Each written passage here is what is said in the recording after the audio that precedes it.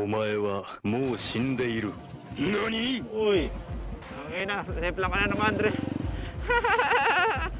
Safe lang ka na naman, Dre. Ano nangyari? Ayos lang yan. Sige, tabi mo muna.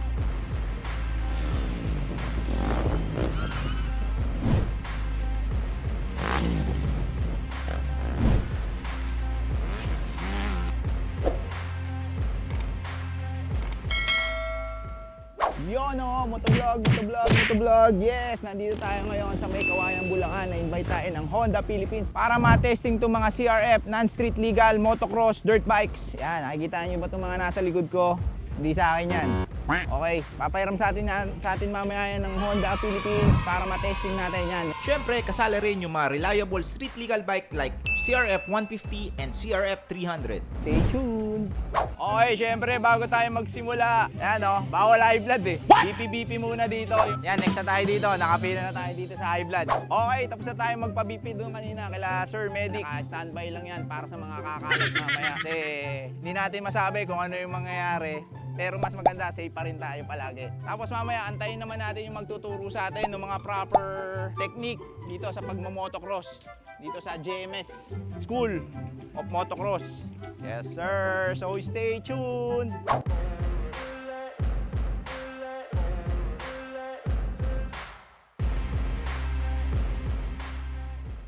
Magandang umaga po sa inyong lahat and welcome to the Honda GMS Motocross School.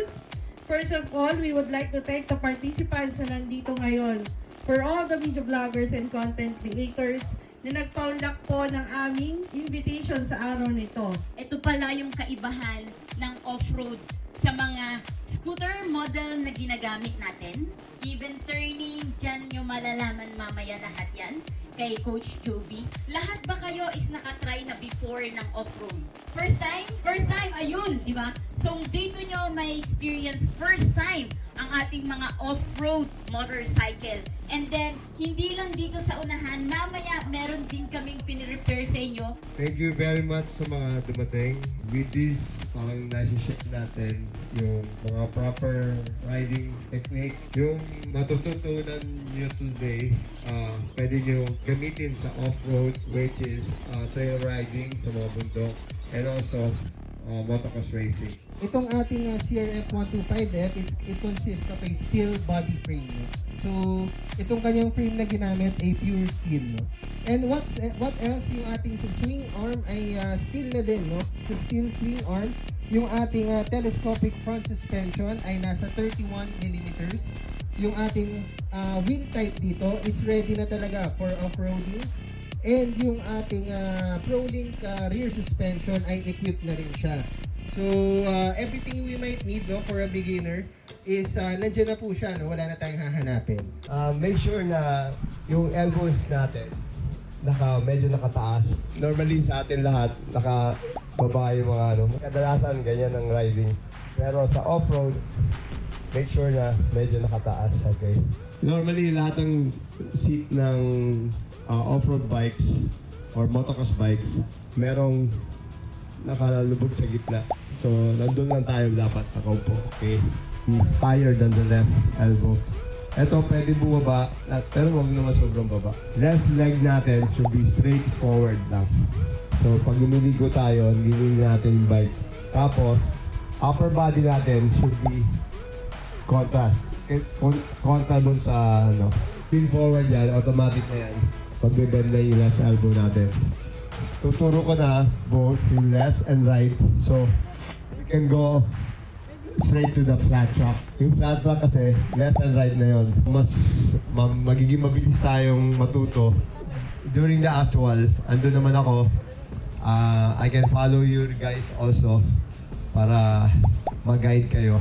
So, let's try this. Start na tayo. Okay mga sir, gear up na daw. Katatapos lang nung clinic ni Sir Joey na legendary motocross instructor dito sa JMS Motocross School. Yan, ito yung mga testing nating mga motorsiklo ngayon dito. Honda CRF 150, Honda CRF 125F, 125cc, non-street legal mga sir. So meaning, pang ano lang talaga siya, pan-truck. Ito naman mga nandito, 450cc. Mamaya sana ipagamit din sa atin and yung mga iba doon, 300cc. Ito naman yung mga nakikita natin usually sa daan, no? Ito yung mga street legal bikes. Makikita natin kaagad pagka street legal yung bike is yung may mga headlight siya. Ito mga may mga headlight, ito yung mga street legal. Ito naman yung mga non-street legal motorcycle. Stay tuned!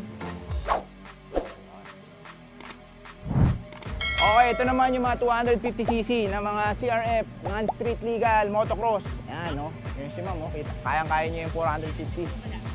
Okay, gear up na tayo. Okay, stretching muna tayo dito. Mamaya, para sa preparation, itong gagawin nating basic motocross lang dito sa JMS Motocross School. Yan. Shoutout pala dito, syempre, Drive Plus. Napaka-komportable talaga nitong balak laban na to kasi gawa ito ng Drive Plus. Breathable, tapos hindi siya mabaho. Ewan mo kung anong sikreto nila dito sa mga fabric nila. Tsaka ang ganda ng mga pagkakaprint, oh. Oh, saan nyo ba yun? Sana hindi tayo kumalat mamaya. Stay tuned! Okay, CRF 125F, non-street legal, motocross, 4-stroke. Ayos. Okay, eto na. Bali, paikot-ikot lang kami dito sa maliit na track para maging familiar dito sa mga motorcycle na gamit namin ngayon. And also, may apply yung naituro sa amin ng legendary motocross instructor na si Joby Saulog. Yes, sir!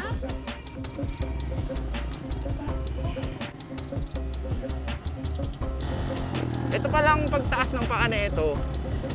Hindi pala to para i-balance yung motor. Ay, hindi pala to para itapak yung paa sa sahig.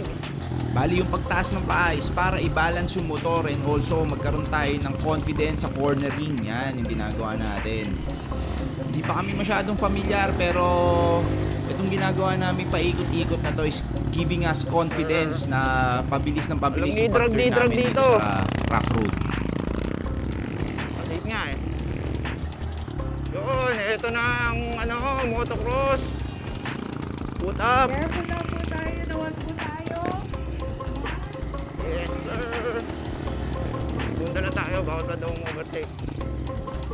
Pero medyo maliit kasi tang motor sa akin. Dapat pala yung 150 yung kinuha ko.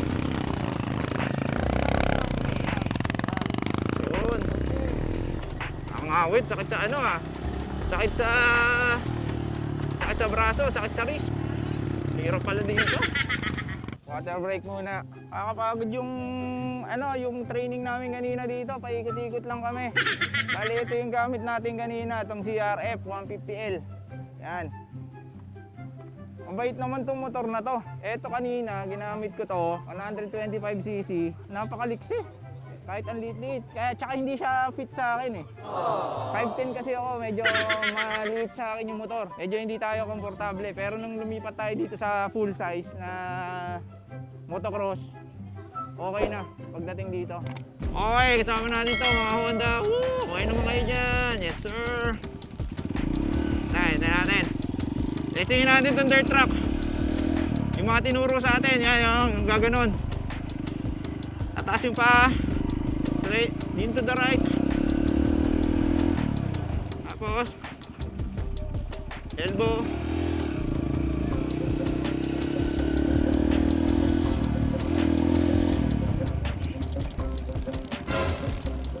Uy, okay na, left lang ka na naman, Dre. Left lang ka na naman, Dre. Ano nangyari? Ayos lang yan. Sige, tawin mo muna. Okay ka lang? Okay ka lang? May start pa? Kaya ka? Woo! Baliktad tayo. Kaya nga tayo nandito eh, para matuto. Woo! Matibay ang CRF. Kahit nakailang semplang ka na, parang walang nangyari. Ayun o, sarap ng feeling pag dumudulas siya eh. Naramdaman ko dumudulas yung likod ko eh. Mali pa posisyon mo nun, kaya gumugulat. Hindi dapat. Kulang ka pa sa move to the left or move to the right.